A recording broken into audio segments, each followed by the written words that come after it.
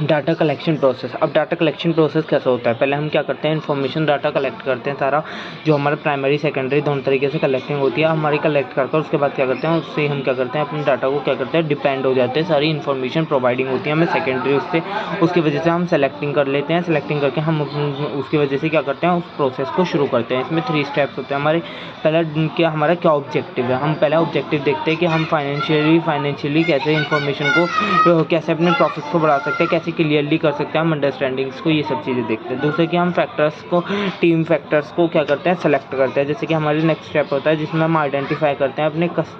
Central variables को, जो हमारी किसी डिफरेंट सिचुएशंस के हिसाब से हमारे क्या होता है कि हम उसके सिलेक्शंस करते हैं। Selection of data collection method, जिसमें हम अपने क्वेश्चंस के द्वारा, इंटरव्यूज़ के द्वारा, ऑब्जर्वेशंस के द्वारा, इन सब के द्वारा क्या करते हैं, हम अपने धीरे धीरे क्या करते रहते हैं,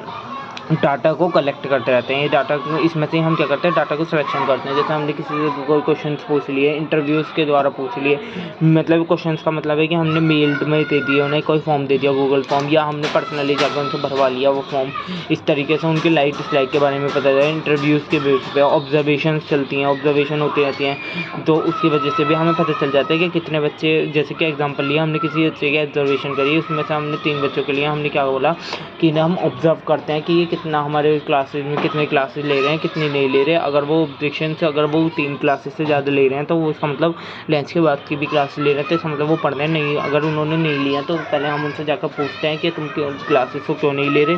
अगर वो क्लास नहीं पूछते हैं, सीधा रस्टिगेशन कर देते हैं, तो वो हमारे लिए गलत होता है। और यदि हमें वो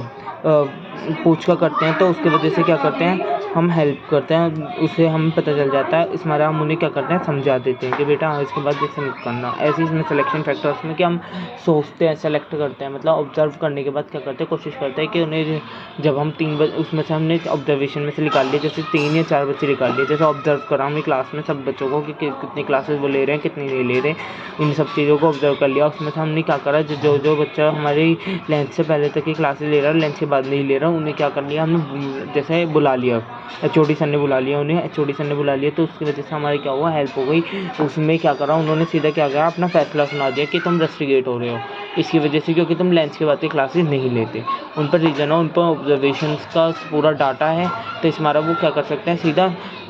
अपना फैसला सुना सकते हैं। यही हमारा क्या होता है, इसमें से हमने मिलकर एकदम सेलेक्ट कर लिया, एकदम अचानक से सेलेक्ट करना। और एक होता है डाटा कलेक्ट होने के बाद हम उनसे पूछ भी सकते हैं, इंटरव्यूज़ के द्वारा और ऑब्जर्वेशंस के द्वारा, इन सब चीज़ों के द्वारा हम पूछ भी सकते हैं उनसे, और उसके बाद ही हम क्या कर सकते हैं, उनके आगे फैसला लेंगे, डिसीज़न लेते हैं। Thank you so much, please like subscribe channel, अब नेक्स्ट वीडियो में समझेंगे।